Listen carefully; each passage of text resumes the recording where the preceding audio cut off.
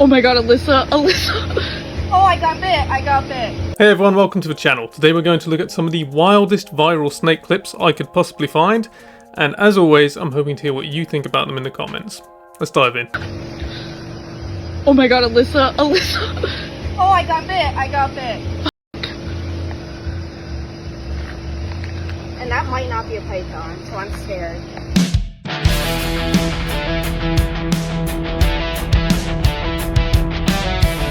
God, I think I'm speechless. This is the first time it's happened. That one might have actually given me brain damage. That's one of the single stupidest things I've seen on the channel to date.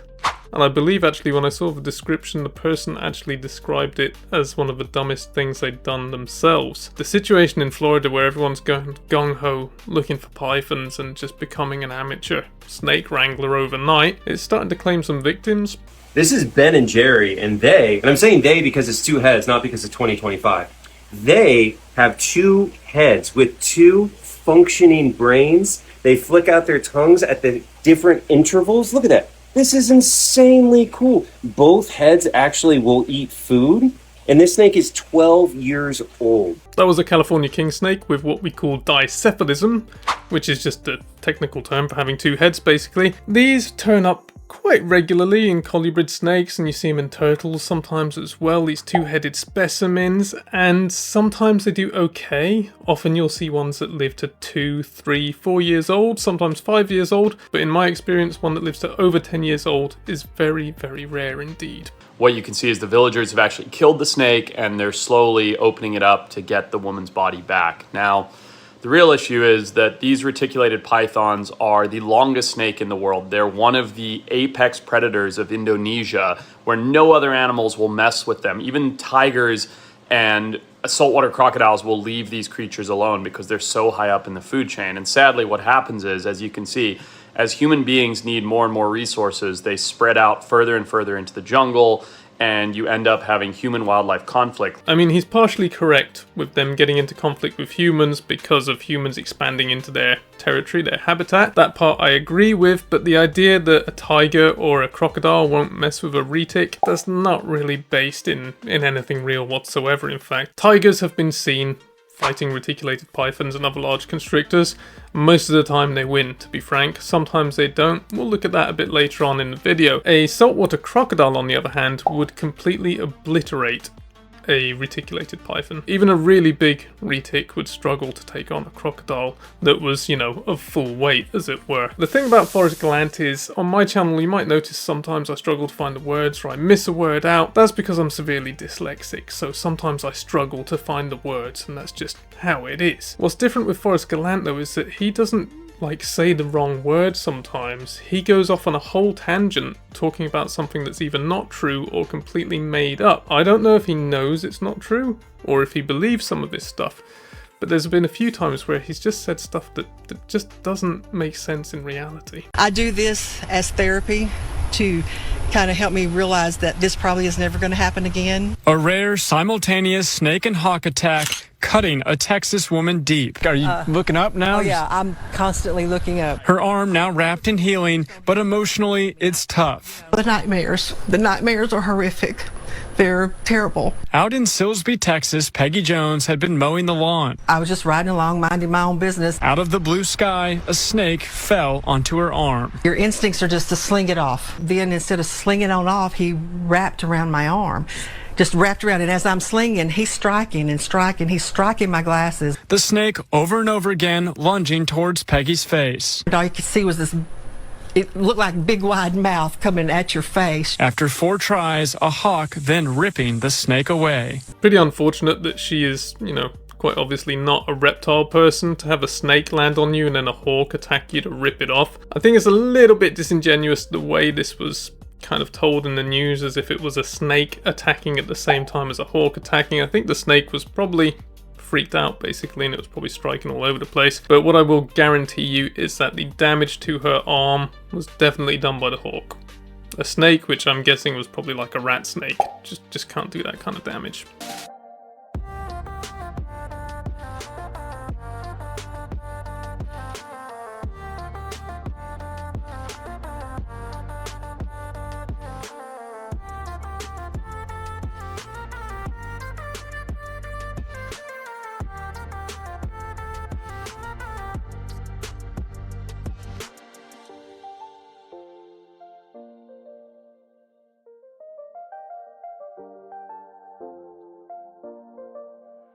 That was really cool to see. Egg-eating snakes are simply incredible. They've got all these amazing adaptations. They look like a regular snake on the outside, but they've had their teeth have reduced. Their jaws are extremely flexible and expand massively. And they've got these hypopophyses, which are bony protrusions down from their cervical spine. And this kind of slices the egg, like breaks the egg. They collapse the egg, and then they regurgitate out the shell. So they're just the perfect egg eater basically, and eggs have a shed load of nutrition in as well. What you might be thinking is, of course, there are other snakes that eat eggs, like rat snakes. How do they do it? Well, rat snakes are a different snake altogether. They're quite a strong constrictor, and they can like crush the eggs or break them muscularly down in their gullet, and a lot of people think they break them partially whilst swallowing them. So they do eat eggs. They eat eggs that are proportionately smaller compared to their body, and they kind of deal with it basically. They don't have the adaptations that an egg-eating snake has. After the tragic events of 9/11, the airspace in the United States was completely shut down to all non-military aircraft except one. A few hours after the attacks in 2001, a snake keeper named Lawrence Van Sertima was handling his taipan, presumably an inland taipan, which is one of the world's most venomous snakes. During the handling, he was bitten, and with the United States airspace shut down, things got scary for him very quickly. In an ordinary scenario, he would have been airlifted by helicopter to a hospital in Miami, but instead, they were forced to drive, taking over 40 minutes to get there. On top of the already horrible scenario, because the snake isn't native to the US, anti-venom is hard to come by, and after exhausting the local supply, more would need to be shipped across the country. There were only 2 cities in the US where the life-saving treatment was found, New York and San Diego. Obviously, no planes would be allowed to take off from New York, so they requested permission for the anti-venom to be flown in from the San Diego Zoo. This request was eventually approved by the FAA, and a Learjet began the flight from San Diego, but not alone. It was escorted by 2 fighters along the way. Lawrence thankfully recovered, and he didn't learn about the attacks until a few days later. That's a crazy story. I'm surprised they haven't made a movie about it yet. I just think, imagine people being that motivated to save you. I think that's kind of like the American can-do attitude in action. In the UK, we'd just say, well, nah, that's too expensive. Now, this next one is a guy who he's done a few of these videos, but this is just pretty appalling all round, really.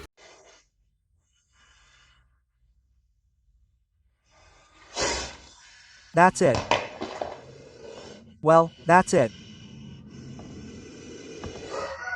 His mouth is sore because he likes to bump into the box. So he's got this king cobra in what looks like appalling conditions, and he gets a spitting cobra which looks like it's in even more appalling conditions. It has a sore mouth apparently, and he's going to feed the neglected, abused spitting cobra to the neglected king cobra. It's starting to get closer. Look, they're facing each other. This is a really great moment. Basically, the king cobra didn't eat it, and this writing at the end explains to us that the king cobra didn't eat it because it was in shed. Funnily enough, this guy seems to be friends with the real Tarzan. They've produced content together, and that gets us onto an interesting topic, because the real Tarzan appears in lots of my videos, as do some of the most hated people in the reptile hobby, and I often get people say, why do you let him appear? Why are you giving him a platform? You're promoting him, etc. I'm not promoting him or anyone else. I comment on what is sent into me. That's as far as it goes. And I haven't been as transparent as I should about this, but the reason I show people like that, and I will continue to always show everything on the internet, is because I have deep-seated belief that censorship doesn't work. I think if you deplatform people, if you cancel them, if you censor stuff, which is what that would amount to, I think you're cleaning off the pus without sorting out the deeper infection. I think there's something in society which is a bit wrong and allows for these people to become eminent, to get well known through this kind of behavior. So if we did lock up the real Tarzan like Peter wants us to, Peter really hates the real Tarzan, someone would just replace him. So we discuss these things on the channel and we reach as many people as possible so that they understand why this stuff is wrong, and then those people come to an understanding. And the win with someone like the real Tarzan, or any of the other people that appear on my channel and you hate, would be if they turned around one day and said to all their followers, all their subscribers, you know what, I was wrong, this behavior was wrong, it's not right, I've learned and I want to teach you now. That's what would be a good result.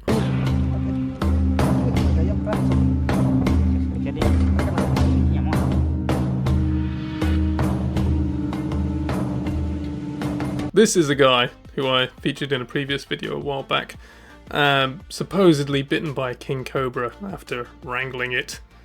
But there's some suspicious stuff going on in this video. See if you can watch this next part and see if you notice anything suspicious. Lihat teman-teman. Sup, jom. Masuk, masuk. Push. Masuk, hati-hati, sob. Oke, teman-teman. I'm picking up on something. I'm picking up on some of his movements. I don't know if I should say more. I think I'll let you watch the last bit and see if you notice anything else. Itu mungkin ini betina, teman-teman. Oke. Oke, taruh. There it was. He supposedly got bitten earlier on his right forearm. If you look at the bite, the area around his sweater there, the sweater doesn't seem to be acting normally. It seems to be like it's got padding or something underneath it. And what he did there with moving his arm like that, that's kind of, in martial arts you'd call that like choreographing, or in boxing you'd call that choreographing, right? So someone, if I went to take a swing at a guy who does like semi-professional boxing, he'd probably hit me first because he'd see me move in a way that I wanted to swing, right? He's moving in a way where he wants to get bitten. And that's why I think it's fake. Next, we've got another video by this guy, which I also think is fake. Yangnya 2,5 meter, teman-teman. Tuh. Lihat. Warnanya itu keren banget. Coklat kemasan, lihat teman-teman. Wow, lihat. Kalem, kalem, kalem. Wow. Kalem.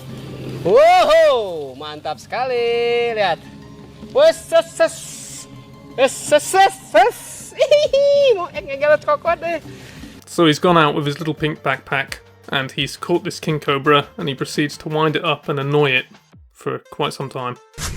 Ini nggak mau dipegang, lihat, ular ini nggak mau dipegang, teman-teman. Oke, lihat. Anjing! Nona. Oke, teman-teman. Then he supposedly gets bitten on the hand. The problem is when you look back at the footage, the bite occurs when the snake is out of the camera's view. And when you look at the movement of the snake, where it's going, knowing how king cobras move, you would expect the bite to be on the other arm.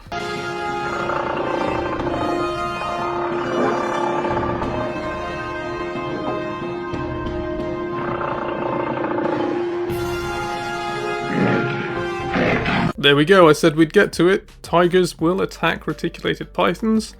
Sometimes they'll win, sometimes they won't. That particular clip, there's loads of people in the comments saying the tiger won, and there's loads of other people saying that the snake won. So if you know, let me know, because I honestly have no idea what the outcome was. Wait. There it is. So, is that light alright? See it just watching us? See in here? Can you zoom? Oh. Can you zoom in on that, Kurt? Or? Yeah. That is classic. What sort of? It's a common tree snake. Look how it's watching us. That is so funny. Yeah, please do. At night, or even during the day, and that thing's looking at you. It's literally watching us at the moment. But it's a common tree snake, so an adult common tree snake that's poking its head over the pillow. It's so cute. Yeah, it was cute. I'm pretty sure that was Sunshine Coast Snake Catchers. They're a really cool account. They do genuine, useful work out helping people get rid of, but helping relocate safely snakes, basically.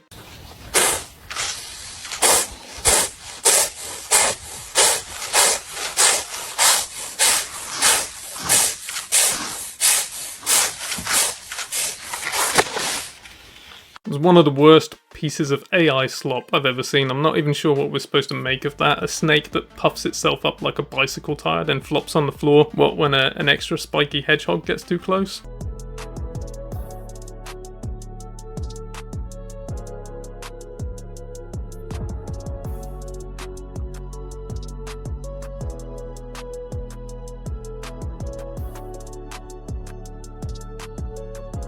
This one starts off kind of interesting. He's got all the equipment you could need. He's got rubber boots on, he's got a glove, he's got a snake hook. He's got really no need to take any risks here. So I wonder what he'll do.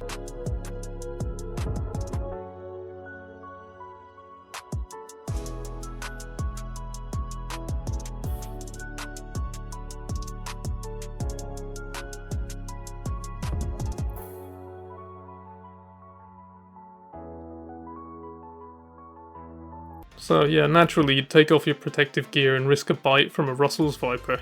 Oh my god, this stuff is always fun until you come unstuck and you're in a lot of pain, and it's not fun. When I was a kid I was obsessed with Jackie Chan, so I used to love trying to do like stunts and stuff and broke lots of bones, and now I've got pain every time I wake up in the morning, so it's really not worth it in the long run.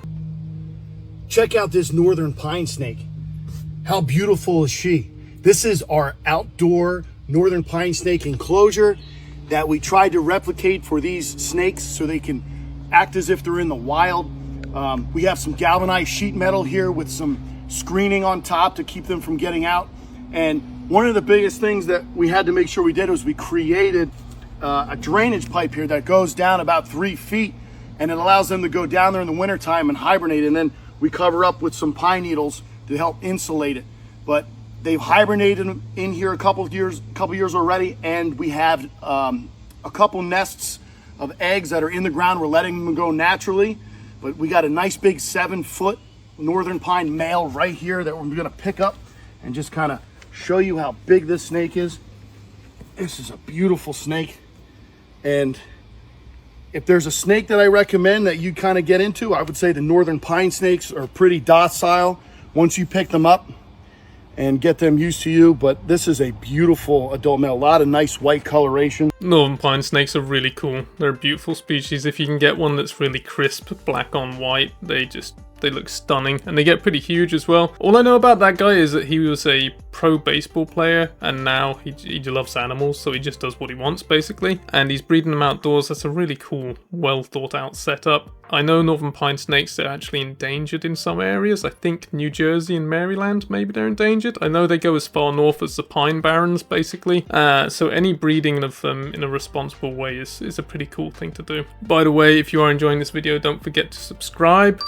Also, I've had quite a few people tell me about their pet snakes and ask me care questions. That isn't the goal of this channel, but I did dig up about 200,000 words worth of old articles I wrote when I was a biology writer, so I will modernize them, I will rewrite them, and I will start making some digital products, some care guides for ball pythons, hognoses, milk snakes, etc. So if you like what I do on the channel and you think I'd be an appropriate person to give you care advice for your animals, I will make those available within the next few months. Thank you very much. Hi, baby girl. Hi. You gonna come out? Oh, okay. Okay, well. Need a hand? No, I'm gonna have Chris help, hopefully. Should I continue filming? No. Yes. Yes. No. Kind of figured. Nope.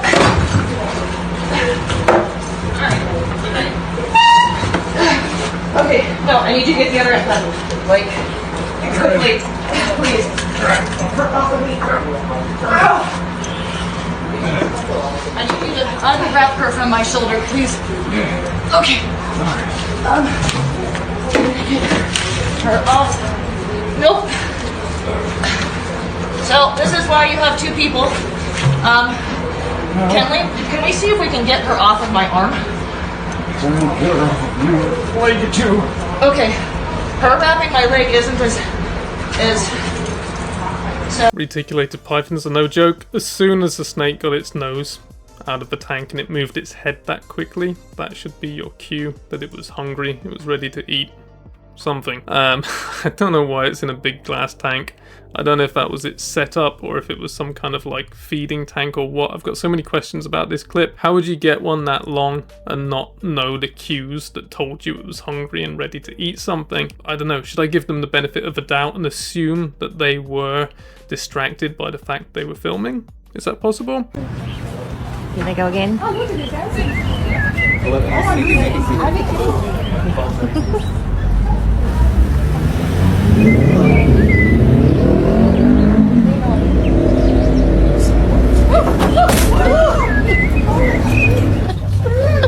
Don't worry, they were completely fine.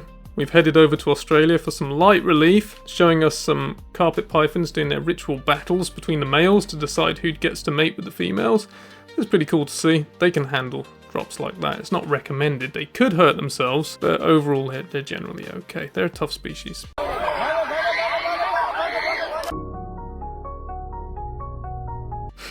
Man calmly pulls huge python from canal.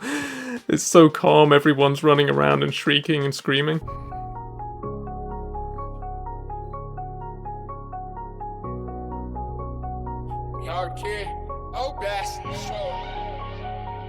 That was a really viral video when it came out. I think to some of us that might look a bit brutal, you know, just holding it up by the tail there. It's not the best for the snake, but realistically the outcome would probably be that someone would kill it if a guy didn't rescue it and take it elsewhere. So sometimes you got to do the best you can. Anyway, that's going to do it for today. I hope you enjoyed this video. If you did, please do come back next week. Thank you very much.